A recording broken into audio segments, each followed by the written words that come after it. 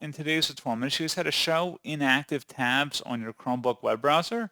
So this should hopefully be a pretty straightforward process, guys. And without further ado, let's go ahead and jump straight into it. So all you have to do is open up your browser and select the three-dotted icon up in the top right, and then go down and select Settings.